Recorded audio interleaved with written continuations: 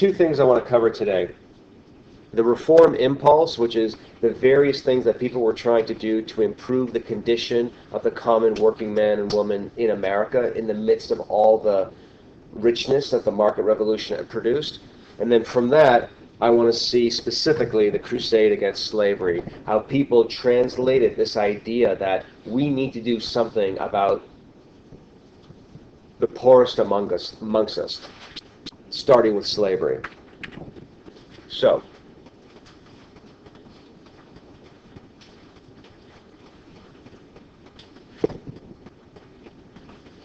in chapter 10, entitled Democracy in America, there was a lot of stuff that you read about. You read about that now that every white man had the right to vote, politics changed. The newspapers really emphasized getting people to the voting booth, convincing them that their guy was right and the other guy was wrong. Democracy changed the nature of American politics. It made it much more theatrical. It made it much more showy because you had to get people out to the ballot box. But it also made it much more common to expect that in a democratic society, if all white men had the right to vote, you couldn't be lazy about it. You had to actually exercise the right to vote. You had to read the newspaper. You had to go to the speeches. You had to donate money. You had to be involved. What we take for granted today, where a few of us vote, that would have seemed ridiculous to the voters of the 1830s and 40s, because they had just been given the vote. And they saw a direct correlation between the guy in charge at the state and the local level and how many taxes they were paying and how that money was being spent. It wasn't abstract to them. The other part of this expectation of greater and greater involvement in the making of a better society, either by voting, was also in this. If you're not a voter, or you want to do more than simply just vote to make America better, get involved in reform organizations, charitable organizations, voluntary organizations.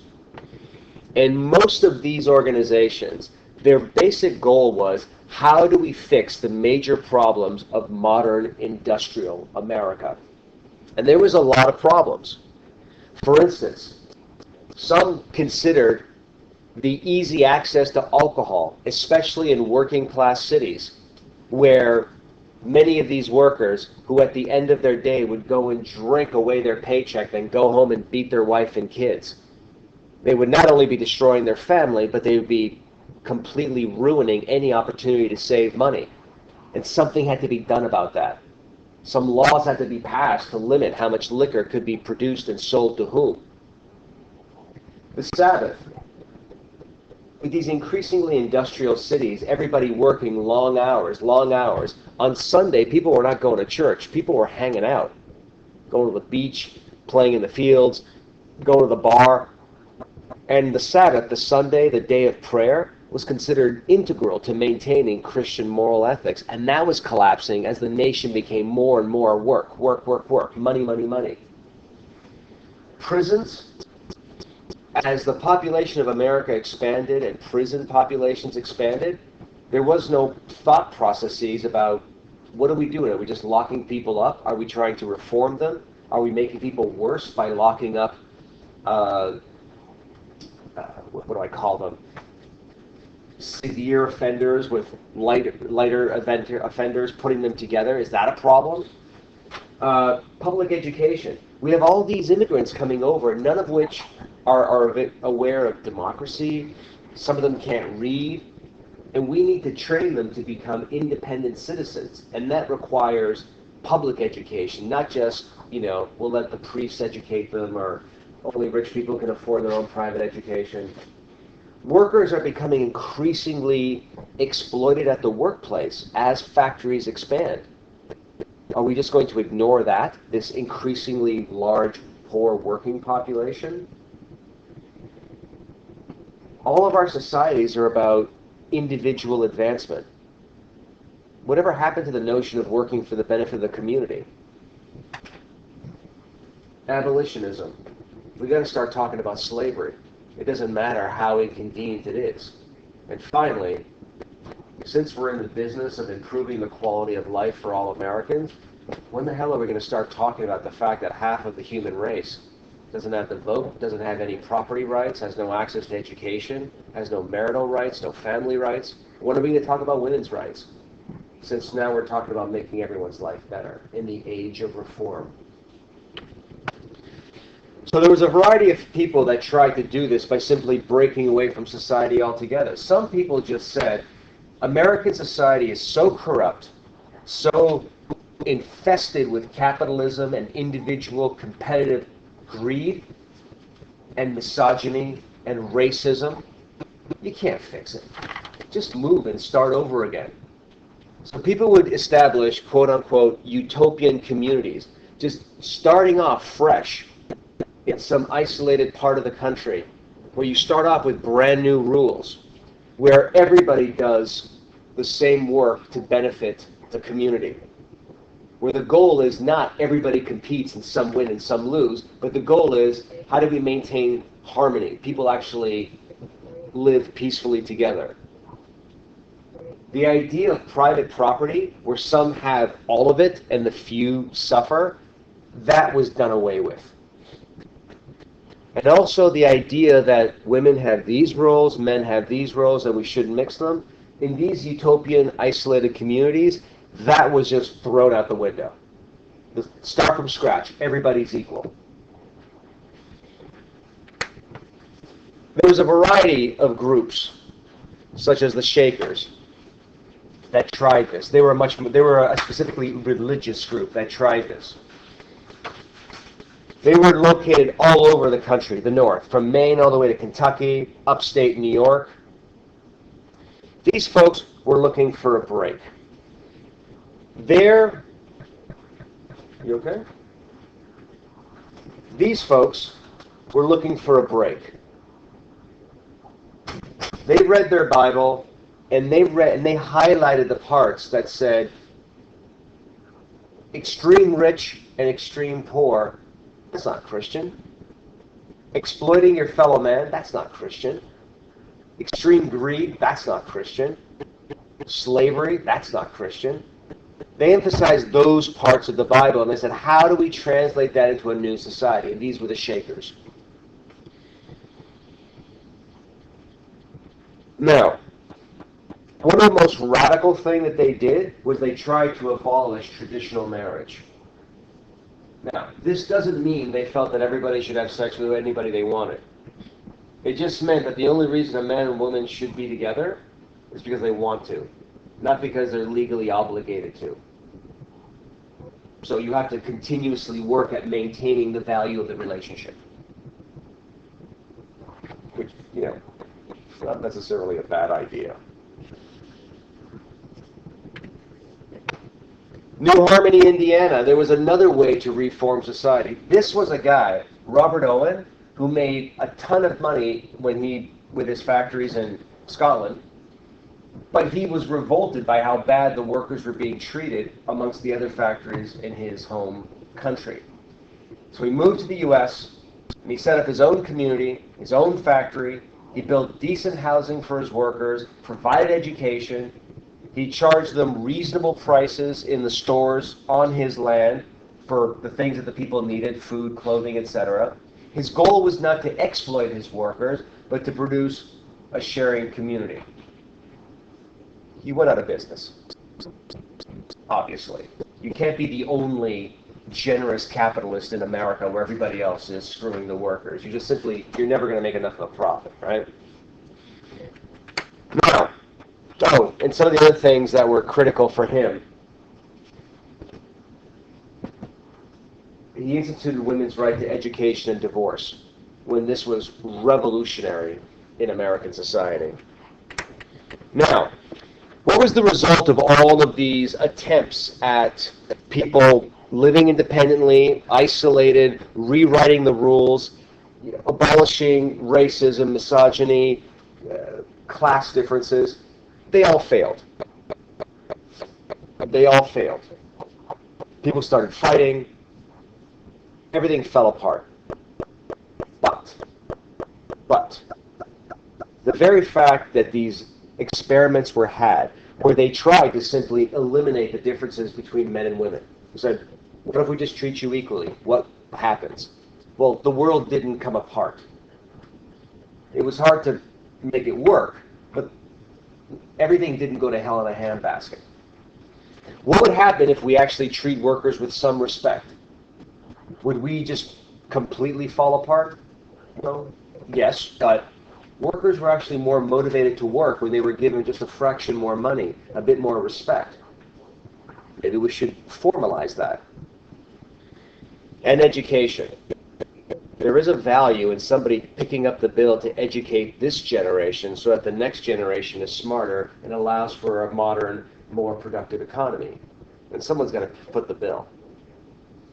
All of these ideas got their start at these failed communities, and they filtered out into government policy. The other reason why this stuff didn't work is because you cannot tell a Christian society, which is the United States, most of the people were Christian, who believed in the sacrament of marriage, that ultimately marriage is a bad idea. Nobody was ready to just simply throw it out the window and saying, all marriage is bad. Let's just get rid of it. Nobody was buying that. And you couldn't tell capitalist America that private property was bad. Just throw it all out. Few people believed in that. It was too extreme. And there weren't that many people that were ready to abolish slavery. Well, the middle classes of America, the people that had the time to actually get involved in reform organizations, the stuff that they listened to was the complaints about what's wrong and what needs to be improved. Now, my interest is women's rights. So will I fight against the institution of marriage? No, that's extreme. What will I fight for? How about I fight for the woman's right to vote? Okay. So they take it in steps. And other people joined other organizations to fight against either slavery or drink, illiteracy, crime, war. It was a peaceful means of changing people's minds so that you would elect politicians who would put policies into place that would fight the scourges of modern society. Now, what emerges from this desire to change society, not in a radical fashion, but in a slow, reforming, peaceful fashion, is a group called the Middle Class Reformers.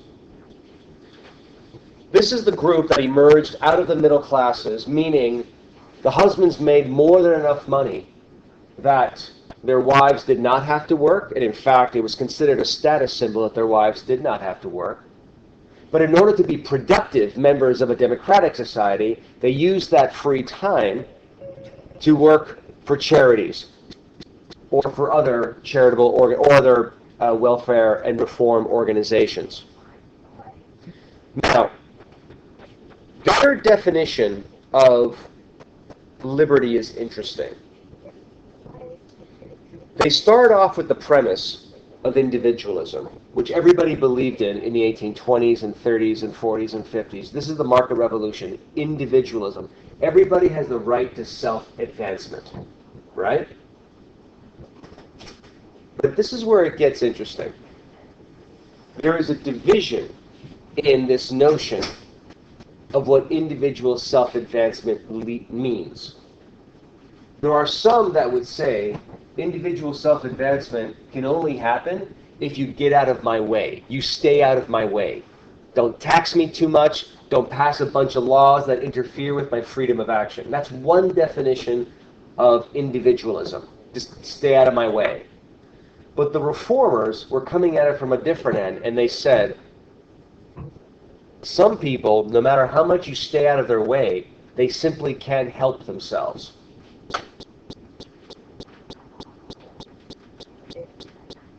They just had a bad start. They might have an addiction to drugs or drinking. You can't stay out of their way. You need to step in and help them, solve their problems so they can enjoy their individuality.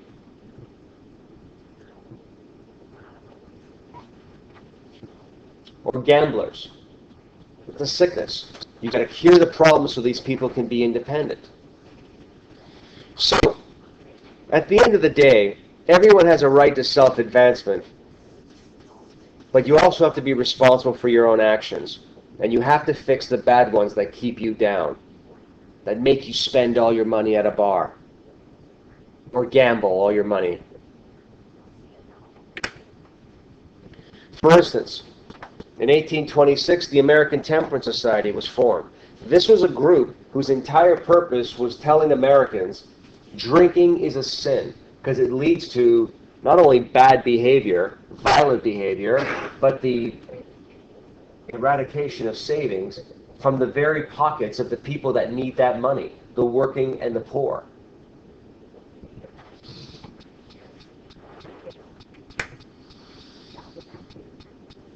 The middle-class reformers thought they were doing a good thing, passing laws to limit certain behaviors that were considered to be harmful, like drink, gambling, prostitution, right? But there was a whole other group of people that said, yeah, you're limiting behavior that you dislike, but I don't have any problem with. What gives you the right to make decisions about my life? I thought this was America, equality, freedom, live and let live. And the opposition to the reformers was pretty broad. The working class were not interested in being told, you can't go out and get a drink after work or on a Sunday, from people who have no idea what it's like to be a member of the working class. Just think about this. The people that were part of these organizations saying drinking is a sin, you must resist the temptation to get drunk and spend all your money. These people are not working 15 hours a day. These people are not working 6 days a week. And I'm sure all of us in this room at one point or another, after a stressful day, have had a glass of wine or a beer or something. And we're not working 15 hours a day in a factory 6 days a week. So to be lectured that you really shouldn't do this, it's bad for you, from someone who has no idea what it's like to be a member of the American working class is just unbelievably offensive.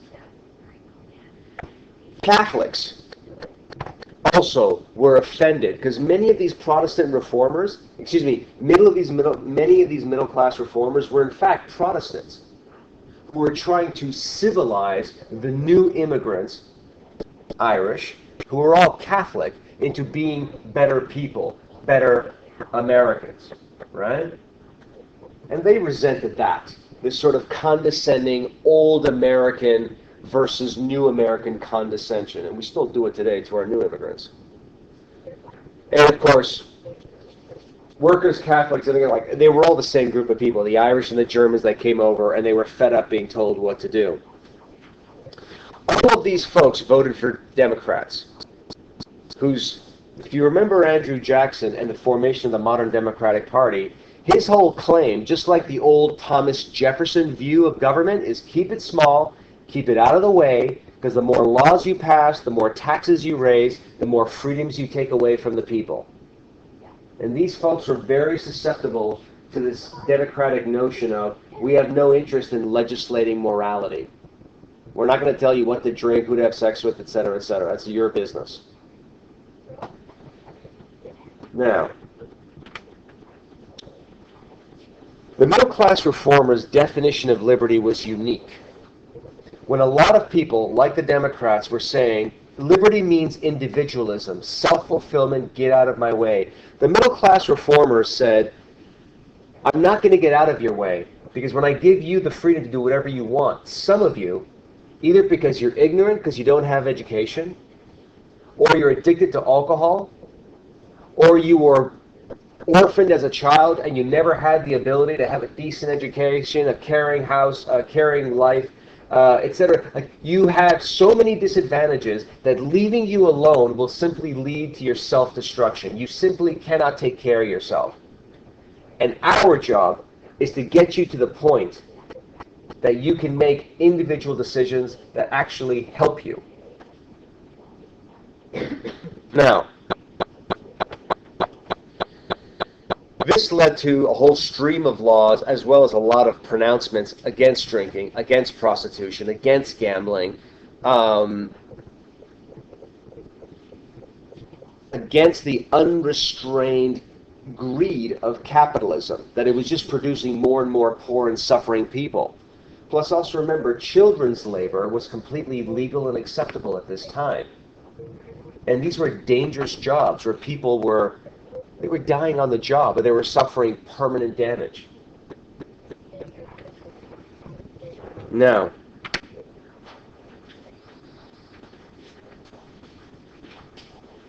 the middle-class reformers thought, we can help people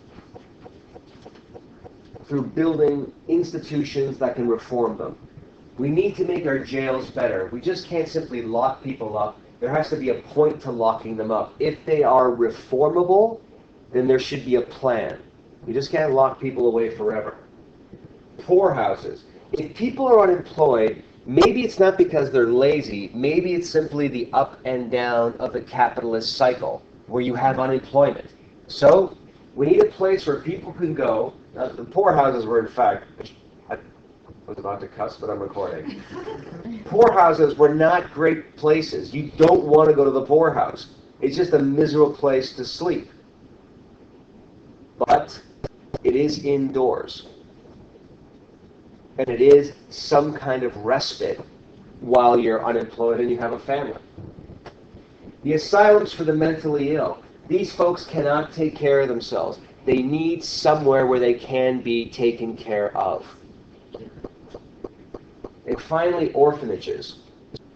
In these expanding cities in the industrial north, you have endless amounts of children abandoned at youth, or their parents die, and they grow up, possibly as criminals, but certainly as less well-adjusted because they have no support whatsoever. Why don't we take them in, help them to become independent and productive citizens, etc., etc.? But the biggest thing the middle-class reformers did, and I'm running out of time, so I'm glad we had all that time to talk about Frederick Douglass, I'll pick that up next class, was common schools, or public education. One system of education for all people, the common people, mostly little boys, but eventually little girls. The ideal was you want to make everybody have an equal starting place. Education shouldn't just be the benefit, shouldn't just benefit the wealthy. All citizens should have a basic education. But there was more to it. Not only are you teaching reading, writing, and arithmetic, you're also teaching self-control. You're teaching how to read the clock. You're teaching discipline. You're teaching deadlines. Where do you think that would come in handy besides in a school? Work. In a modern industrial society, you need people that show up on time, do what they're told, take their breaks when they're supposed to, and then go home when they're supposed to. Public education exploded through the North, but not in the South. It started off with the Puritans in the Northeast, where every town had to have a church and a school. It spread throughout the North. In the South, the wealthy plantation elite simply didn't want to pay taxes to educate poor white people, and they certainly didn't want to educate slaves. And so you have this intellectual discrepancy between North and South, which, by the way, hasn't gone away today. Lowest test scores, highest illiteracy, this country is still divided North and South. I'll pick up the crusade against slavery next class. Thank you for your attention, your participation. Enjoy your weekend. Go on.